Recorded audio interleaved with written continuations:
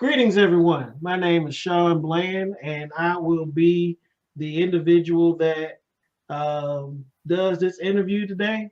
I just wanted individuals to understand that one of the things about Behind the Shield is getting with brothers who have made a significant impact in Omega and allow them the opportunity for brothers and other individuals to know more about them and some of the history behind some of the things that we may not know or some of the things that are taken for granted in Omega history and about that particular brother. Tonight, to help me, or today to help me, I have a few illustrious individuals. I'll bring the person on that's done interviews with me before, Brother Raymond Raybo Bourgeois. Uh, we don't know why he uses the word Raymond or bourgeois. There's no one in the fraternity that knows him by anything other than Raybo. The next is a former uh, seventh district representative, Brother Joseph T. Williams, and our special guest tonight is a former executive director for Omega Psi Phi Fraternity Incorporated, Brother John Epps. So let me just go ahead and bring all four of these gentlemen onto the screen right quick. Uh, Gentlemen, welcome to Behind the Shield. Um, it's good to have Raybo always, and he kind of helps usher me through some of these interviews because he knows so much. But I got another person on today that is kind of like the seventh district guru of information and also a very talented individual in the fraternity as far as history and information, Brother Joseph T. Williams. But probably the person that's influenced Omega the most as far as operationally, at least during my time when I first got in and before, was Brother John Epps. His name, just so that everybody gets an understanding about how important this is to me, his name was on my card when I got ran into the fraternity. So this man was there and he was in power during the time that I got into the fraternity. So it is an honor and a pleasure to be able to speak to you today, Brother Epps, and also Brother Williams and Brother Bourgeois. We'll just say Rainbow from now on. Nah, that's not gonna happen. It don't even sound right, to be honest with you, Rainbow. All right. Rainbow, you want to take it away a little bit so that we can get started? Thank you, Sean. As always, Sean, we're gracious for you to be here with us. You're our technical man, and you make sure we do things and keep us in line. But I am truly honored tonight to have someone that I have the highest respect for in Omega, someone that has taught me in so many ways, someone that I still use as a mentor, our own Dr. Epps. Brother Epps, would you just say hello and I'll get started with some questions. Hello.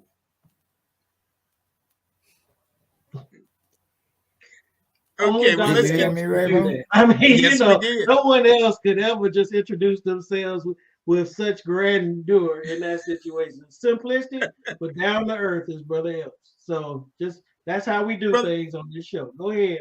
Brother Epps, could you tell us first a little bit about where you attended college? Maybe if you remember when you pledged the fraternity, and then just real briefly your previous work before becoming the ED, the international ED of Omega Psi Phi fraternity.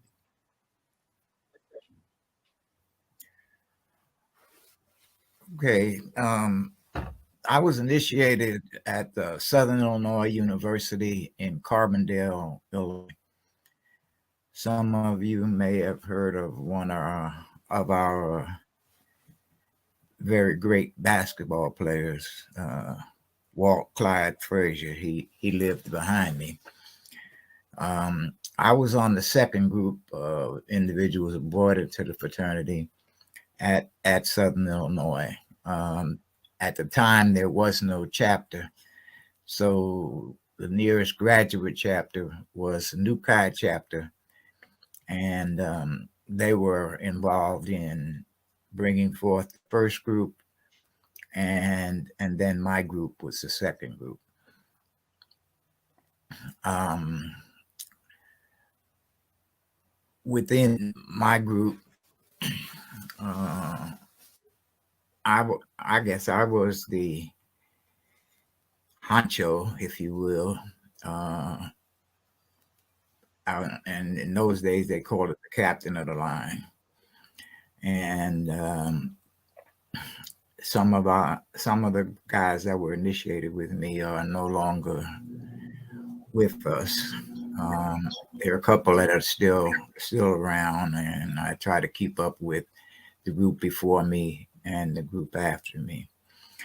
Um, I did my master's work at Southern Illinois University in Edwardsville. They say you don't do all your work at the same institution.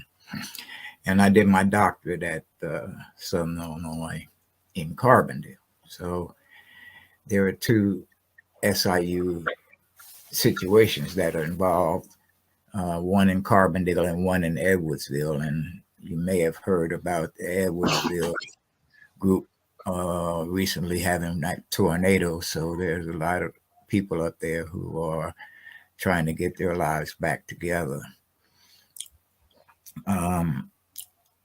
I went out. Well, let me just say I was initiated in January of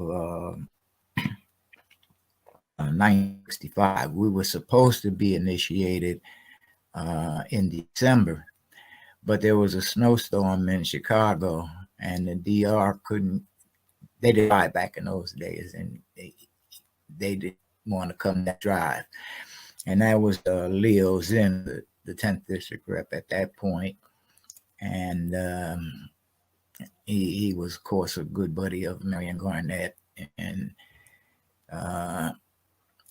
he finally made the date for January 5th. So I lost 1 year off of my tenure by being January instead of December, but I've lived with it. And so obviously next month, what we having 57 years in the fraternity. So I've been around for a couple of minutes anyway. The other part of the question that you asked me was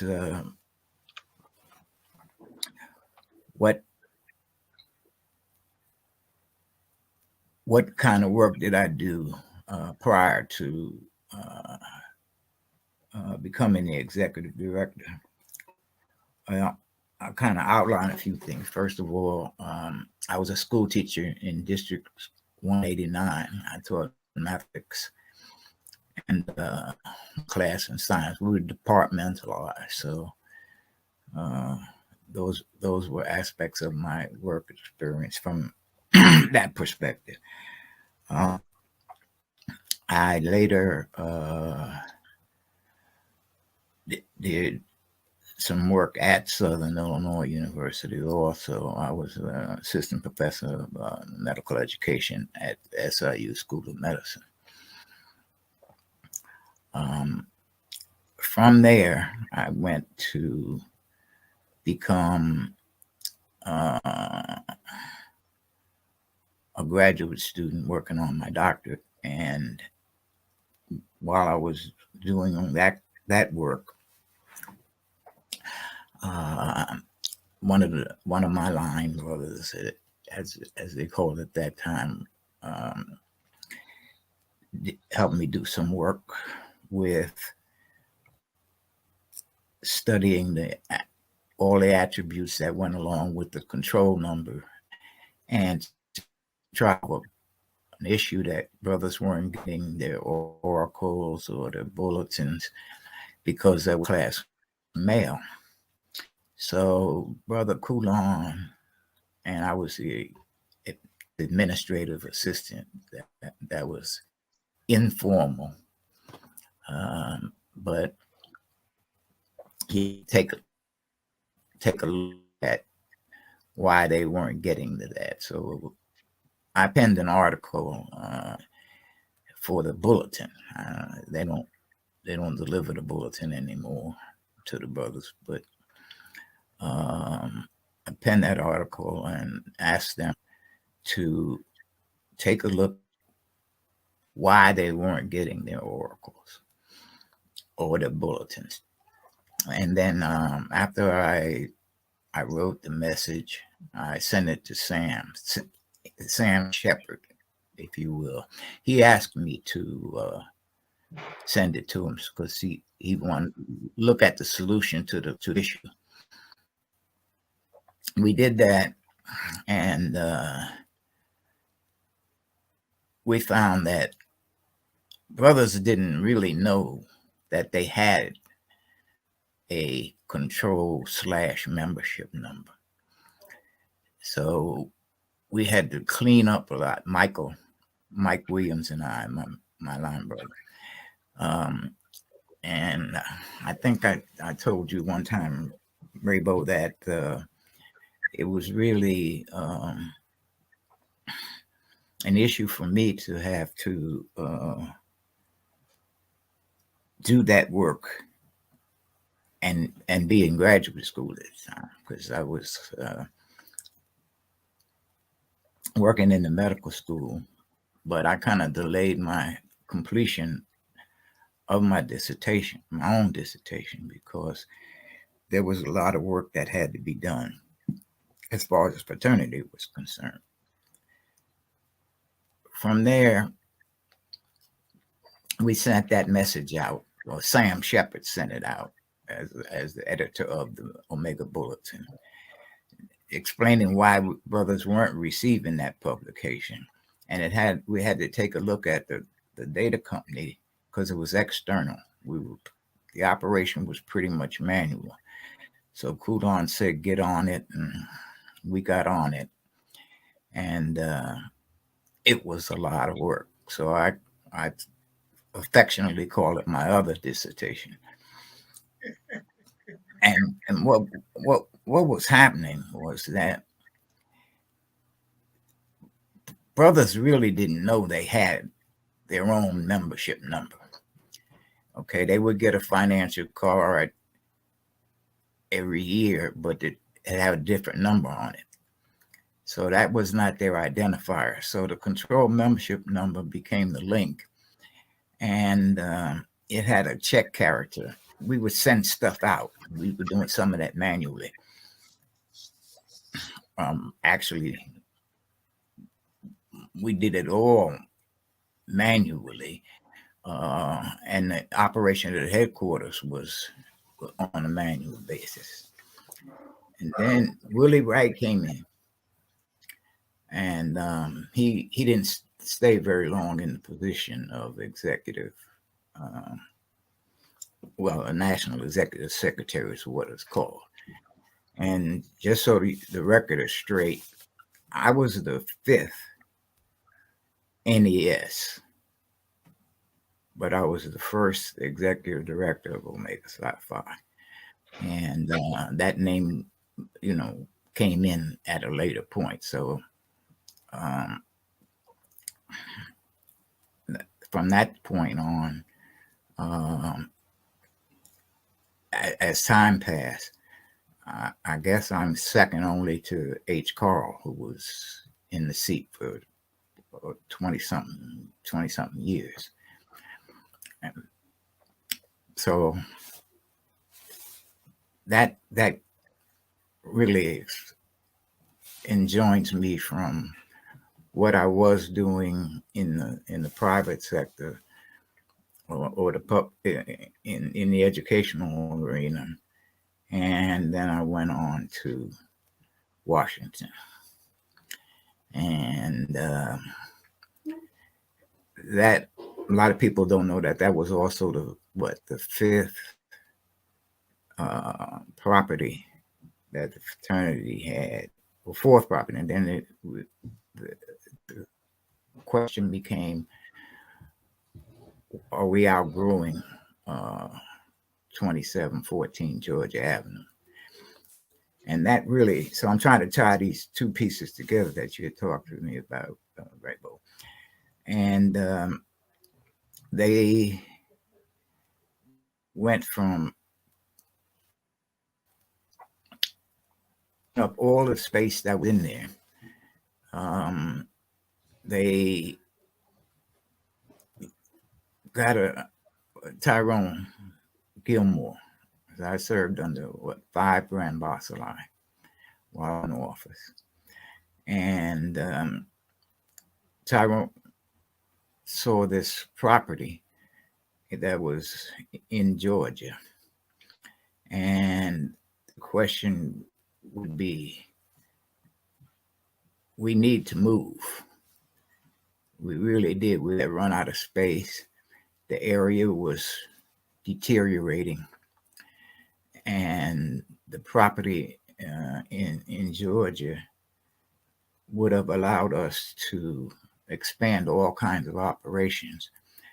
We went from 5 parking spaces to several hundred parking spaces, so we could accommodate the staff, and we wouldn't have to lock the back gate and have people's cars broken into, because the area was deteriorating. It also represented a monetary opportunity, and if we bought the building, we could go to a lot of enterprise options. We would only need 1 floor, and we could rent out space. We bought it from the Georgia Association of Education.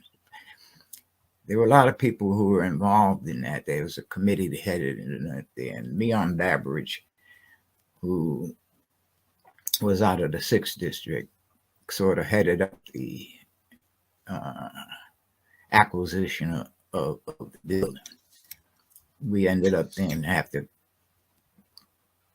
get brothers to make contributions, and the deal went through. We had a friend who worked for the Georgia Association of Educators who owned the building, and he was very helpful in getting us the kind of information that we need. There were other people on that committee who were zealous workers, and ultimately we, as a group, decided that it was the best thing that we could do, because we had already outgrown the space and the neighborhood was deteriorating in Washington, D.C. So that makes everything history, because we asked brothers to make contributions to help us facilitate the purchase of the building. That's the short version, but there were things that went on back before that. Brother Epps, So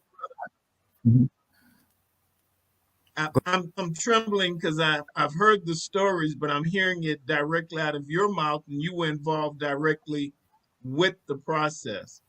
I had the pleasure in the late 70s to visit the headquarters in Washington, and you afforded me the opportunity to go down to the basement. And I'm sure you remember those days. To me, it'll be memorable to me forever. So I truly, and I want to just say on behalf of the Brotherhood, we appreciate your sacrifice in delaying your dissertation for your doctorate degree to help the fraternity. If it's never been said, I want to personally say thank you. And I know the 2 other brothers on this call agree with me 110%. Thank you, thank you. Oh, you're welcome. Thank you, And brother. it was hard work, and we rotated, making the transition. I had Dick Smith as my assistant, and he was facilitating a lot of things in the move and the transfer, which really went pretty smoothly, given the long distance and where we had to go. We obviously didn't have a lot of furniture. We didn't have enough furniture to take up the whole floor, but they were able to get the furniture that we needed. And again, you can't say enough about Leon Babbage for all the things that he did. And then we had vacation, and Earl Graves was the speaker for that, and he, he was very praising in terms of all the thoughts and information that he put in terms of the speaker at that dedication. And there were just a lot of people who did a lot, and the people in Atlanta welcomed the opportunity to have the headquarters. I'm not sure everybody, well, I am sure not everybody in Washington, D.C. was happy about the move. And don't know how many were really critical once the picture was put together, and people understood what it would mean. And it's a sight to behold.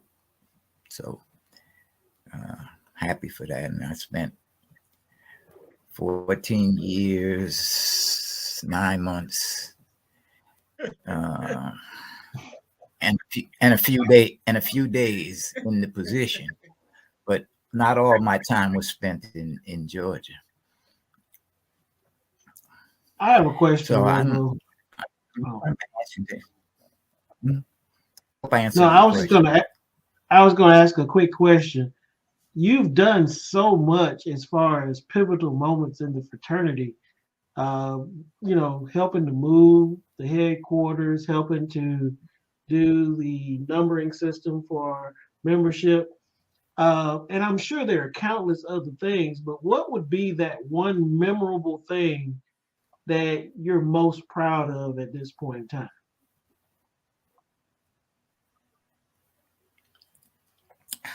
Well, I'm most proud of being a member of Omega Psi Phi fraternity and having met a lot of people who are also members of Omega Psi Phi, who welcome me, who help me, who listen to me, because I was a young whippersnapper in the terms of Burnell Poulon. And along the way, it was good for me. I don't know about for my ego so much, because you get a lot of browbeating when you're making something happen that everybody didn't agree on. So there were some people who didn't want the fraternity to move, but who didn't understand the consequences of not moving with the deal that was had and prepared, and what kind of position that put us in. And at the time, I chaired the co-eds, the Council of Executive Directors, for all of the EDs, and we were the talk of the Greek world as far as the facility was concerned. So, Brother Epps, if we can move just a little bit, and again, thank you. of course, I formally met two of the founders,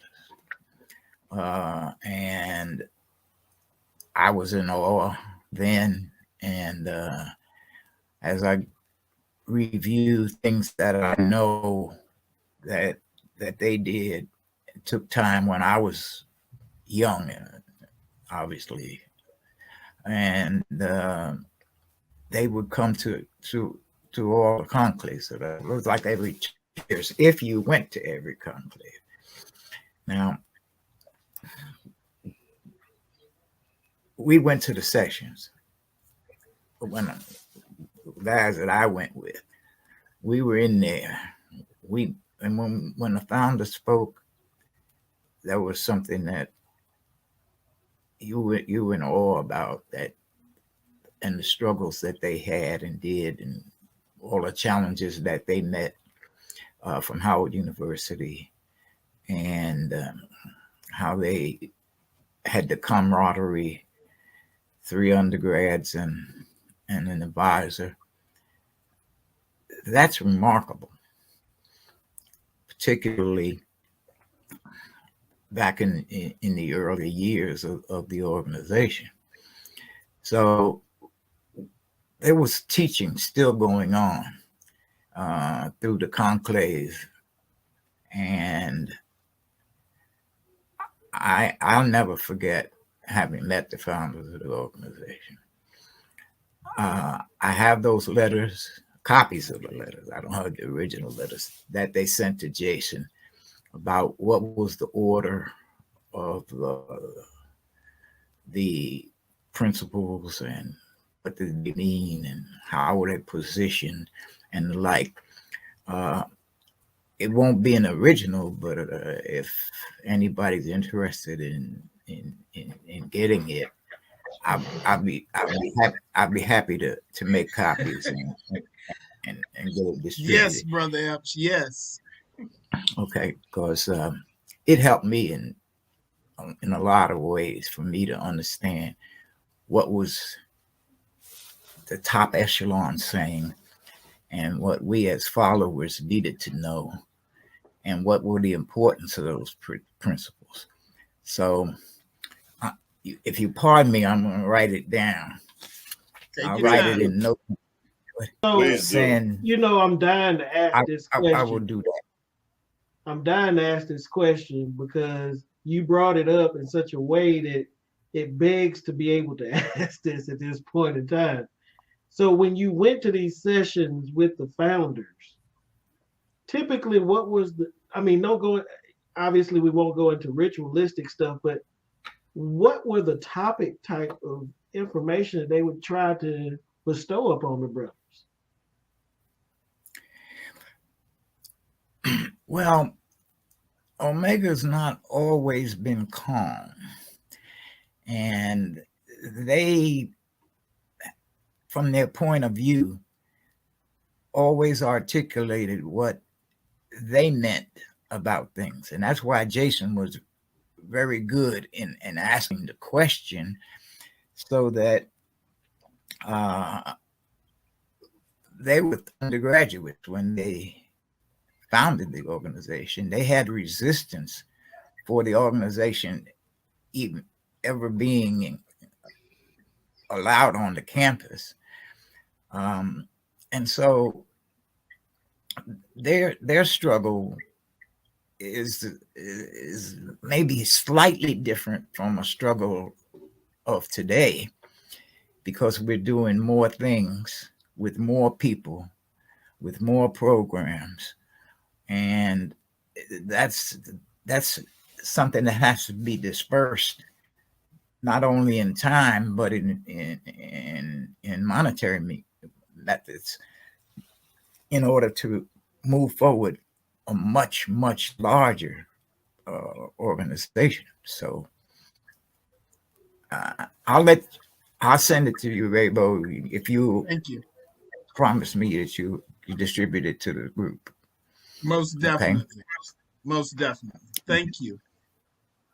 no Can problem. Brother can I Epps, follow up go ahead with on Joe. another Go ahead on Joe. question?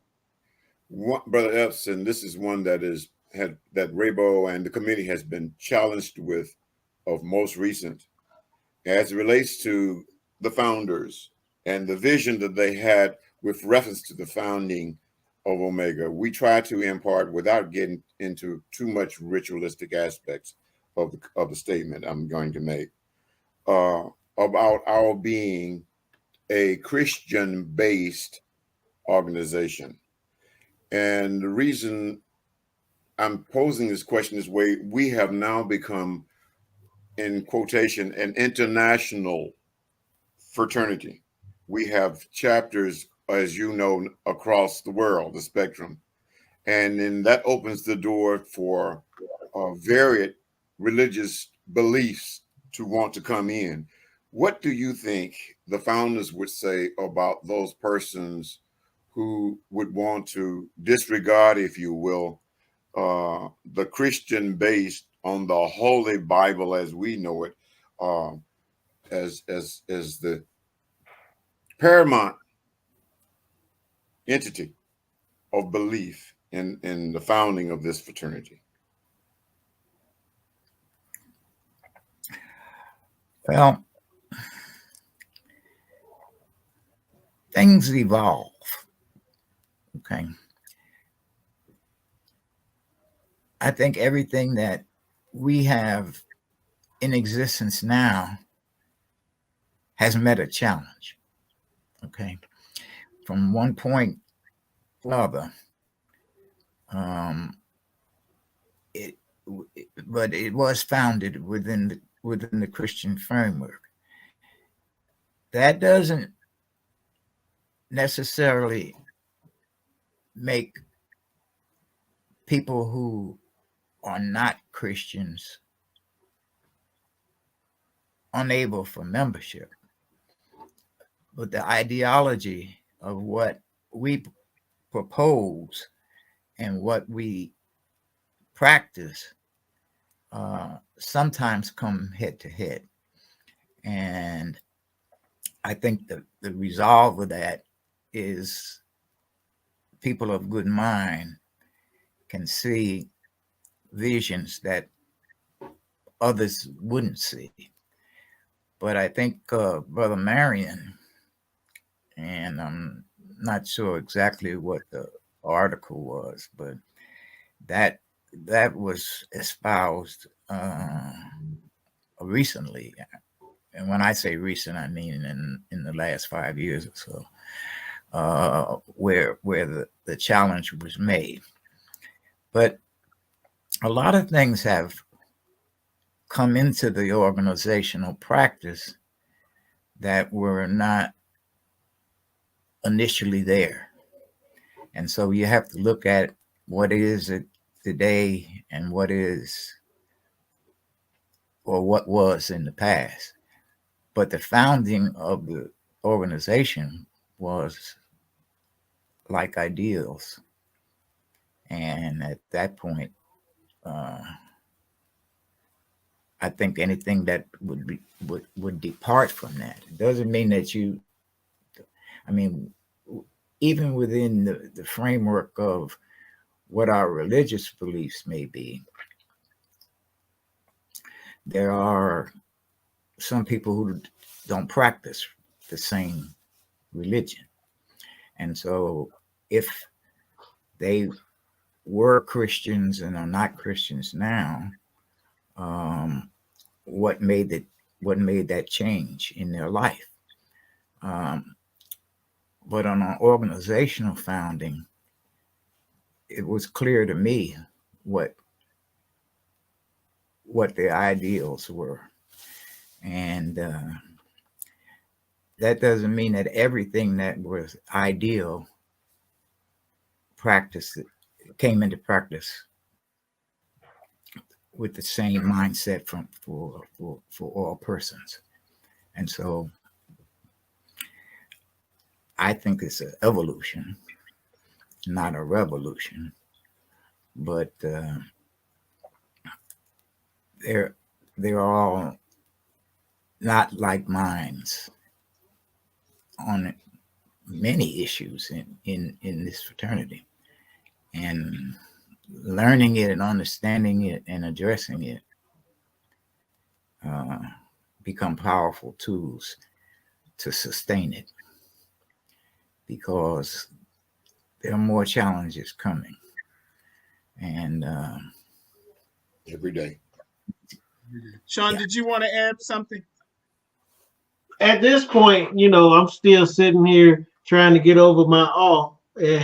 But you said that y'all sent out ID cards, um, and they had two different numbers depending on when the brother. You had the kind that you sent out prior to the membership IDs, and then you had the membership.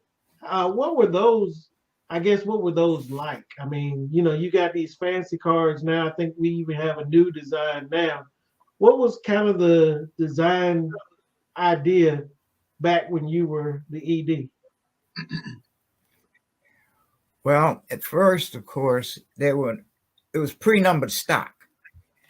And so if your chapter KRS got your package in early, you might have card number 1 for that year.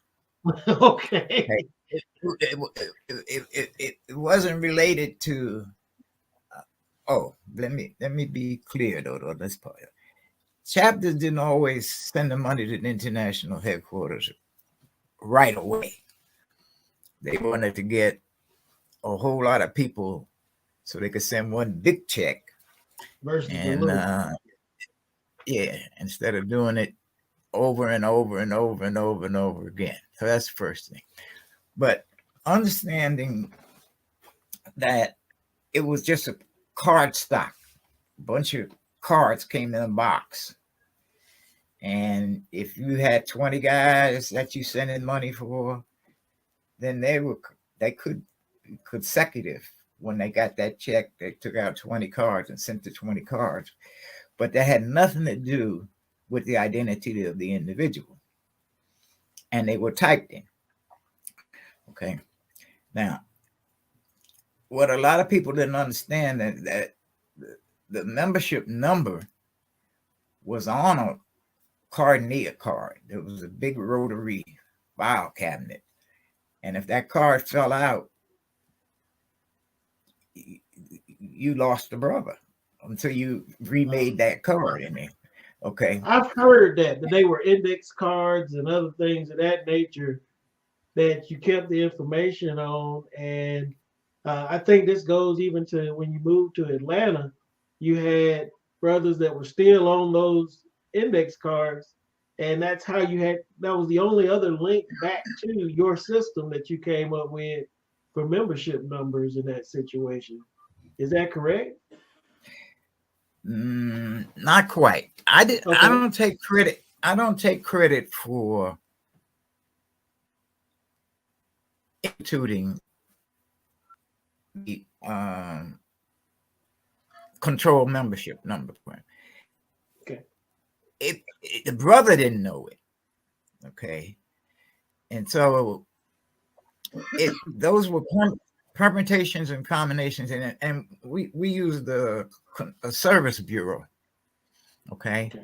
But everybody, that number was on the Cardia card, but not on the membership card. And it didn't make sense for the identity with the system then and how far it was going to go later, that every member had a unique membership number. When we use the company name is Epps, and we looked at it and said, hey, he this is him. Like my number is 38924, and it used to have a P at the end. Okay. Yeah. Now I'm always going to be 38924. Life member also, but that's my identity with the system. P at the end, or the other check character, that was called a check character, that kept somebody from hand mistake by person in a permutation or a combination. Okay. And so that's what I found out with looking at the data of the company. I said, it doesn't make sense now to start a whole nother system. And they got it, and they had it right, and they protected you from putting in the reversal, even because of how many permutations there might be or combinations and the like. And that's the essence of that. Raybo, did I send you Yes. I was Yes. Don Lee had Don asked Lee. some, Don Lee died. when you were sending it to him and you sent it to me. I have that document, Okay. sharing it with Brother Williams, and I want to share it with Brother Sean. And I'm hopefully that we can put that document with this video in some way or form and lock it in at IHQ from you. Brother Epps, Okay. can you kind of, and I don't want to pressure you with this, but can you kind of give a date of actual entity for entering the actual control number as we have it now? I understand the difference between the two numbers that you talked about. A number that was assigned maybe just by the order in which the applications may have come in, but to what date did we actually go to a permanent control number in the fraternity, the one that we're using now? Oh, I didn't mean to interrupt you. It existed before I started looking at it. I mean, we used the service bureau, and that was their sets of permutations that they had put together. That's why when I was defining that information for Don, and which I later sent on, and saying, hey, you don't need to create a monster. You got the real McCoy here, okay, and that person would be that number forever, and that would be unique. Any kind of change you made, if you change your system, if you change your company, that person's number would be there. Now, the uniqueness of it is that they didn't start with 00001. Okay. They started with like a 300 series. And then they made some internal changes, and then people had 900 numbers. And then people had 700 numbers. And then they flipped it around, and then that's when the series of 400 numbers came through. So there were variations, and anytime something broke down, they fixed it. So that's why they got the reputation of delivery, and it just made sense. If I'm this John Epps, there could be another John Epps, and there was Father John Epps in Texas. Yeah. Okay. Yeah. And I used to get his stuff, and he might have gotten my stuff, but just the name alone would not work. And so that's why you had to maintain permanency in the transfer of the information. But the person who didn't know and wouldn't know, and this was before I was the executive director, that's what I was talking to Raybo about. I put my dissertation on hold because that problem had to get fixed quickly, and you had to get the information out. So I appreciate if you share with them. I think it's clear. I don't know, maybe 5 or 6 pages, but Yes, it'll bring to light, because now I don't care how many people they bring in.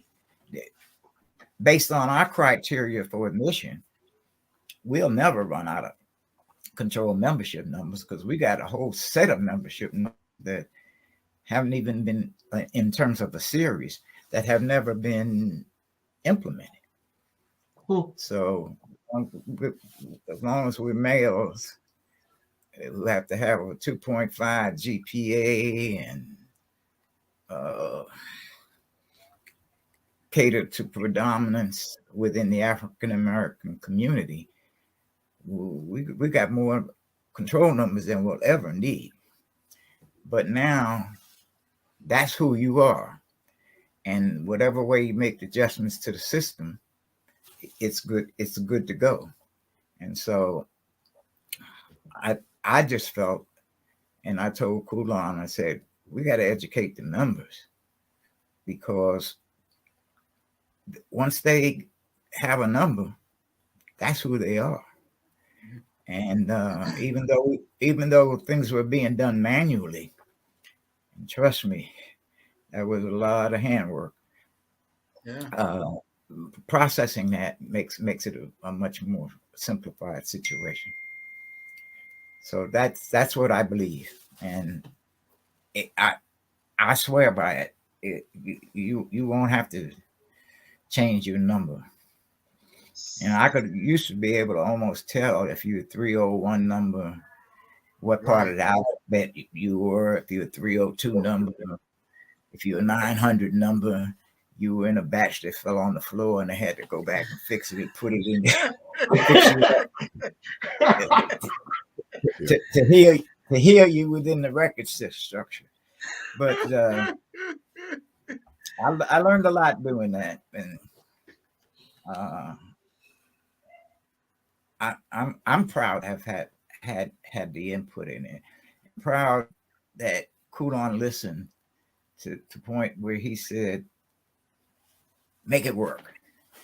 And I'm saying, you got to educate the brother because he doesn't know he has this information within the system, even if the system was up in Boston somewhere. So I got a question that I know this is going to sound kind of minute. We were talking about the cards. Were the membership numbers ever on the certificates that the brothers received when they crossed? Was there ever anything other than just their name and the chapter in that situation? That's it. I know that on the one that you signed for me, you got my membership number in that situation. So when you said that, I'm sorry, wait a minute, let me put Brother Williams up. Do that again, Brother Williams, just to make sure. Go up. Okay. All right. Yeah. So that's a recent one. But this is 07. 07. Yeah, so prior to that, to your point though, there was not an actual number. It was just an identifier with name, chapter, and year primarily. Is that correct? And date of initiation. Right. Okay. Yeah, that's on there. And that certificate is from 2007. Yeah, but I mean, now they have the ID number and all that other stuff, and it just was interesting. I would never have imagined that the brother would have crossed and received a certificate and not have some identifying number. But based upon what you're saying, they would not have because their number would have changed based upon the card stock that they had. Is that correct? Yeah, the card stock was not their permanent number. It just right. That's what I'm saying. However they came up in that year's worth of remittances. Gotcha. Okay, well, that makes sense. Okay. All right. Bro William, did you have any other questions? Not a real question. It's just that we're speaking of these numbers and identifiers within the fraternity now. We've gone to the new card system. I don't know whether Brother Epps is familiar with that. It's the metal card now. And brothers, it's going to be interesting to see how that's going to work for them because you don't get a sticker to go on it. I think it has a chip in it, Brother Epps. And wherever you go to a state meeting or district meeting or conclave or leadership conference, you will slide that chip in there and it's your card in there. It's a metal card. And it will identify you just like you would with your credit card as to who you are. That's the present day thinking at IHQ. I wonder if there's going to be any money associated with putting it on my ID card. Well, it's already out. I think the Supreme Council has it. I've seen it. Okay. The card, and it's a metal card, and it has 20 holes in it, so I don't have to tell the four of us what the 20 holes are. If you don't know, then you probably shouldn't be on this call. Correct. Okay. Brother Raybo, you got anything else you want to Yeah. ask, brother? Yeah, I want to make a comment, Brother Epps. For some reason, you was a part of us on a national level at the right time and the right place. And I I just agree. don't think that was by accident. That was not by accident. And I want you to know that you've always been my mentor, but I've learned so much in this hour that you have no idea. And I just, from my heart, I want to say thank you, thank you, thank you. And as the youngest bro on this call, brother Epps, I greatly appreciate you because, like I said, you are connected to my time frame of coming in, and you are filling some of the holes of information that I didn't know that these brothers at least had an idea of as far as some of the changes. But this is huge for people that came in, say, from 92 forward, understanding the background aspects of the operations of the fraternity helps us understand a little bit more of what you were even talking about as far as the struggles that the founders had. Mhm. And, I think that in this call, that to me is maybe one of those pieces that we're missing of, having the founders there and give information about what this thing is all about. Obviously, it had a profound effect on you and gave you that ability to do a lot of things within the fraternity.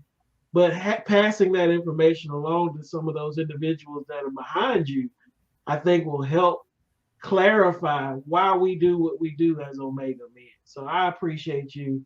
And like I said, this is my first time seeing you and meeting you, but I've seen your name on a whole lot of stuff in the fraternity. So this is huge for me, and thank you, sir. Well, you're quite welcome, each and every one of you. I don't. I want to say I'm shy, but I don't think I really reached that pinnacle yet.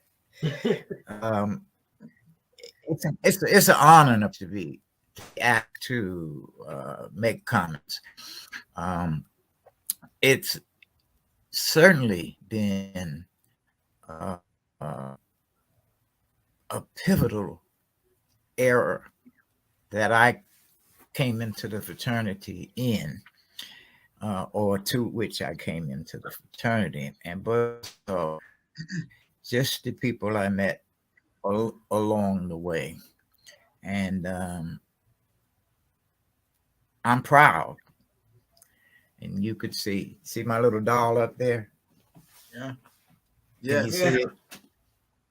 Yeah, he Yeah. got holes in his shoes from walking too much, trying to get this certain things done. And I patched it up, but you can't see the hole right now. And I just met so many wonderful brothers as a part of this organization.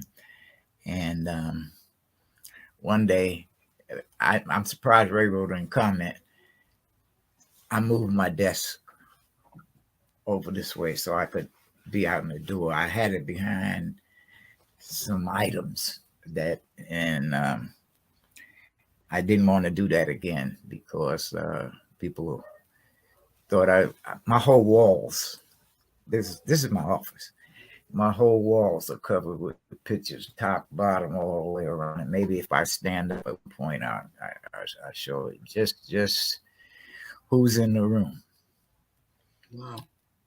Uh, and Joe, it's good to see you. I haven't seen you in a minute, but I know your concern has always been part of the fraternity, and as most brothers are, we sometimes have differences. Um, we sometimes have information. One has more than the other. That's why I just share it. What I can give, because if it helped me, it certainly can help others, and that's how we get better. That's how we get better, because we're an organization of highly skilled academically and highly skilled in other areas that allow us to be, in my opinion, the greatest fraternity on the earth. And people are envious of us. Yeah. People are envious. Yes. Ladies and gentlemen, let's end this by just simply saying, if you are a member of Omega Psi Phi Fraternity Incorporated, you have been blessed this evening or today because you have heard things that are not normal speak in Omega. You heard it straight from an individual who was directly responsible for a lot of the changes in Omega during um, his tenure as executive director. Uh, on behalf of Behind the Shield, obviously, this man stood behind the shield in our operations capacity. But I always like to tell people, when you get to know an individual, he exemplifies friendship. And as you can see, he has touched a lot of individuals' lives and has made an impact on not only the individuals as far as brothers, but the community. So, with that being said, ladies and gentlemen, please keep Brother Epps and his family in prayer. As he said, he has been hit with a few challenges of health, but I know that he is a trooper because he was able to put up with the three of us tonight and did quite a wonderful job. So I end this, but I appreciate you tuning in and listening to a historian and an icon in Omega, Brother Dr. John Epps. Thank you. Thank you for having me.